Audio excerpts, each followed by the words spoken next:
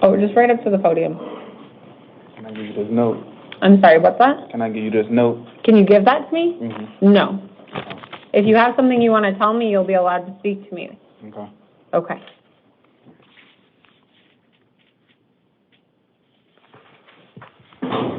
All right. Sir, if you could please tell me your full name and your date of birth. Justin Jamal Reeves, July. Just for the record, Mr. Reeves had held up a piece of paper that looked like it had some writing on it. Was that something you've written, Mr. Reeves? Yes, it is. Oh, okay, and he had asked to hand that to me. I'm not going to accept an ex parte communication from Mr. Reeves, but I did let him know that if he wants to say something before I'm finished setting my release conditions, I will let him speak. All right, Mr. Reeves, you're here on a new case. You were arrested on one allegation of aggravated assault. That's a Class 4 felony. One allegation of aggravated assault on a minor, a Class 5 felony. One allegation of sexual abuse, a Class 5 felony. One allegation of assault, a Class 1 misdemeanor. And one allegation of criminal damage, a Class 1 misdemeanor. I have found probable cause to support those allegations, and I'm appointing you an attorney. You'll have court on August 27th and August 29th at 8:30 in the morning in the downtown Superior Court. You have a...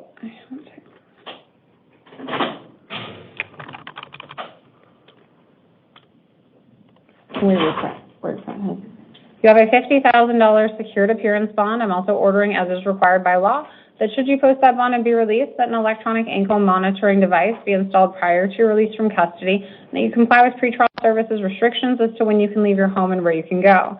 I'm also ordering that you comply with all of the written instructions in your paperwork. It's going to include that you're not to return to the scene of any alleged crime or have contact with any alleged victim or witness.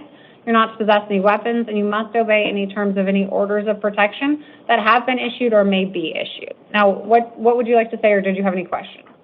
So I'm not getting released?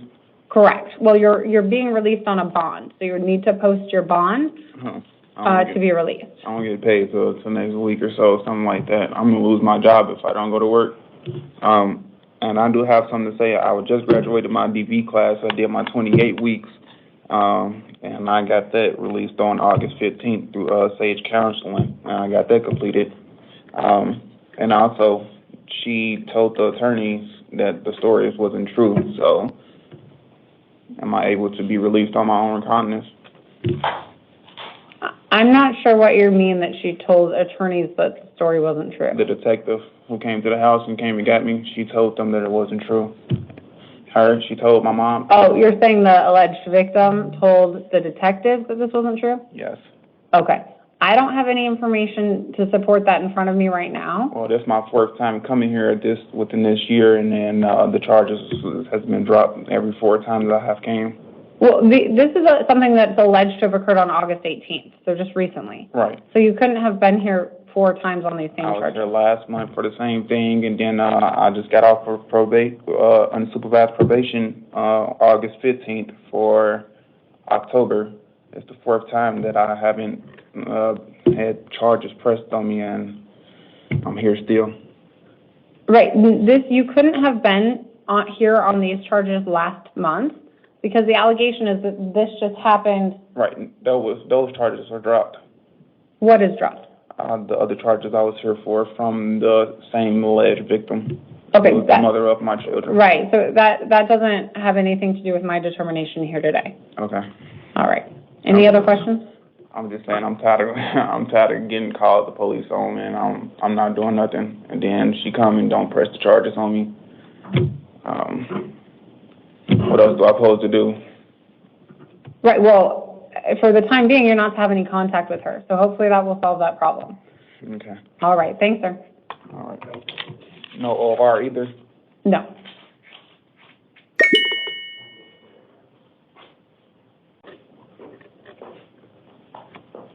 Good afternoon. Please tell me your full name and your date of birth. Jazz Moore, Rona Rico. Date of birth, please.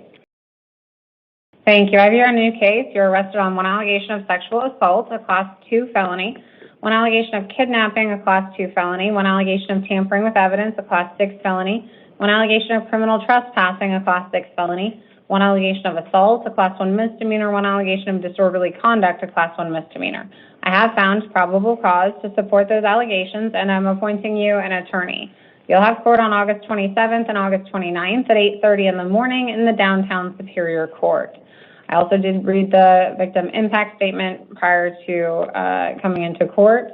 You have a $150,000 cash-only bond. I'm also ordering that should you post your bond and be released, that an electronic ankle monitoring device be installed prior to your release from custody, and that you comply with pretrial services restrictions as to when you can leave your home and where you can go. I'm further ordering that you comply with all of the written instructions in your paperwork. It's going to include that you're not to return to the scene of the alleged crime or have any contact with any alleged victim or witness. You're not to possess any weapons, and you must obey any terms of any orders of protection that have been issued or may be issued. You also must contact your probation officer within 72 hours of your release from custody. You're also here on a probation violation matter. A Term 1 violation has been alleged. They're saying this new arrest constitutes a violation of your probation. I'm appointing you an attorney in that matter as well, and you'll have court on August 28th at 8:30 in the morning in the downtown Superior Court. In that matter, pursuant to Rule 7.2C, you're going to remain in custody without bail until at least your next court date on the 28th. Do you understand everything I've told you, sir? Yes, ma'am. Any questions, sir? No, ma'am. Do you have any questions? No, ma'am. All right. Thank you, sir. You can step to your left. Make sure you get your paperwork. All right. If you want to go ahead and step up to the podium with your client, we'll have Mr. Padilla, please. All right. This is number 17 on the calendar. David Padilla. I'll take appearances from counsel, starting with counsel for the state. Thank you, Honor. Brooke on behalf of the state. Thank you. And then counsel for defense. Yes, good afternoon, Your Honor. Adam Weiner on behalf of David Padilla, covering for Lane Goulet within the same firm today. Thank you. All right. And then, Mr. Padilla, if you could please tell me your full name and your date of birth. David Padilla. Thank you. All right. So I have Mr. Padilla here on a new case. He was arrested on one allegation of aggravated assault, which is a Class 6 felony, and one allegation of unlawful imprisonment, a Class 6 felony. I did review the Form 4 that was provided. Would either counsel like to be heard regarding probable cause? I'll start with counsel for the state. No, Your Honor, I think there's sufficient information in the Form 4 for the court to find probable cause in both cases. Thank you. Counsel for defense? I haven't been given anything. Was there a probable cause statement or? There was. Do you need time to review the probable cause statement? Yes, that would be great if possible. Okay, yeah, we can try and print you out a copy quickly. Can we print out a copy of the state's recommendation as well?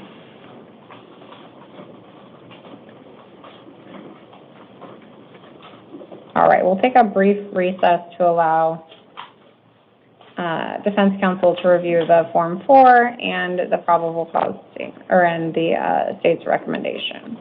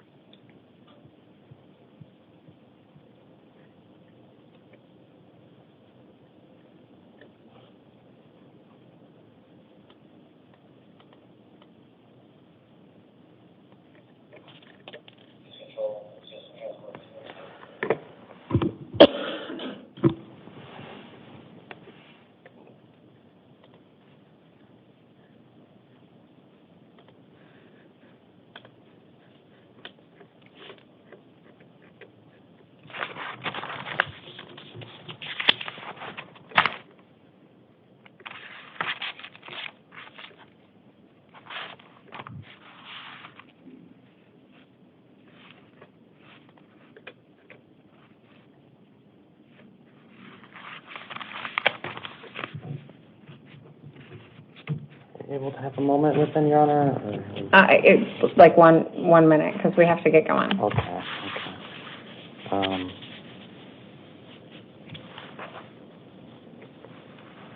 If you need to chat with him for a minute, there's a room back there. Okay. Just 1 minute.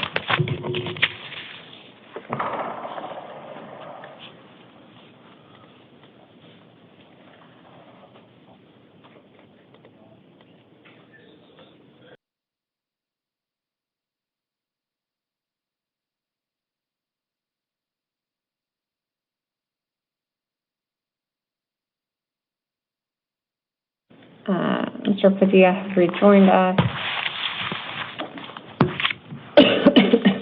This is number 17 on the calendar. We've taken a brief break. And so like I had said before, I did review the Form 4. State's counsel, I believe, indicated they didn't have anything additional to add as to probable cause. Defense counsel, do you want to be heard regarding probable cause? No, we will defer to the court. All right, thank you. So I have found probable cause to support these allegations. I am noting Ms. Gillette from Alcock and Associates is the attorney of record. Counsel, please make sure that the notice of appearance gets filed by end of business today. Okay. And then I did receive a written recommendation from the state recommending a $50,000 secured appearance bond. I also did review the defendant's criminal history or lack thereof in this matter. It appears that he has one misdemeanor conviction for excessive speeding, and otherwise I don't see any criminal history of note. Would either counsel like to be heard regarding release? I'll start with, the only other thing I will note is that the pretrial risk assessment score did score his final recommendation as a max risk, and so that's also something that I considered. Would either counsel like to be heard regarding release? I'll start with counsel for the state. Yes, thank you, Your Honor. As the court already indicated, we're requesting a $50,000 secured appearance bond, and if Mr. Padilla is able to help that, we also ask for electronic monitoring. These requests are based on the domestic violence nature of the offense. As the court has indicated, I don't believe that Mr. Padilla has very extensive criminal history. However, I do believe that he has a previous arrest from earlier this year for domestic violence. The allegations include that he waited for approximately 4.5 hours while the victim was at work, and then allegedly assaulted her and attempted to force her into his vehicle. Afterwards, when she got a ride from a coworker, he followed them all the way out of this county into another county. The state is very concerned for the victim's safety, and not only given these particular allegations, but that these allegations or alleged offenses occurred while order of protection was in place that protected not only the victim's residence but also her place of employment. Given all of that, we think that bond request is appropriate, Your Honor. Thank you, counsel. Counsel for defense. Yes, Your Honor. Your Honor, he's only 20 years of age, no prior criminal history other than that criminal speed. There's no prior domestic violence arrests that I'm aware of. This is an incident, just reviewing the probable cause statement right now. It did not appear that she suffered any serious physical injury. He does have a 1-year-old child that he shares with the alleged victim. He's currently working for labor underground construction. W5, it's underground construction. He's working for an underground construction company right now. He's living with his parents. He is helping to provide financial support to his child. He's helping pay for insurance and dental insurance. She has like if I get injured over there, she gets paid. Okay, so he's helping support the child. You know, if he's in custody, he's not going to be able to do that, and only the child and the mother is going to be hurt from that. Just given his age and financial situation, you know, he's simply not going to be able to come up with that money. We would ask, you know, that it be significantly reduced to something more reasonable if the court is to issue a bond. Again, he has no prior failure to appear, and, you know, given his criminal history here, that we would ask, you know, that he be released. Thank you, counsel. All right, so your next court dates will be August 27th and August 29th at 8:30 in the morning in the downtown Superior Court. Counsel, if those dates don't work for the assigned counsel in the matter, you'll have to reach out to that division directly. I am setting bond in the amount of $50,000 secured appearance. The issue here is that there was a court order in place indicating that the defendant allegedly was not supposed to have contact with the alleged victim. The information or the allegations here are that in direct violation of that order, he went to her place of business, laid in wait there essentially for hours, and then physically assaulted her, tried to drag her to his car, and then followed her, as the as the state noted, to another location. I have very real concerns that without a significant bond in place, the defendant would not comply with the court's orders because of the evidence in front of me that suggests he didn't in the past.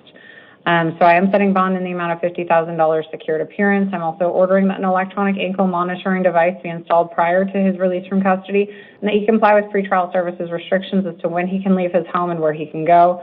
I'm further ordering that he is to comply with all of the written instructions in his paperwork. It's going to include that he's not to return to the scene of any alleged crime or have contact with any alleged victim or witness. He is not to have any weapons, and he must obey any terms of any orders of protection that have been issued or may be issued. All of that information will be in the written paperwork. Anything further from counsel for the state? No, Your Honor, thank you.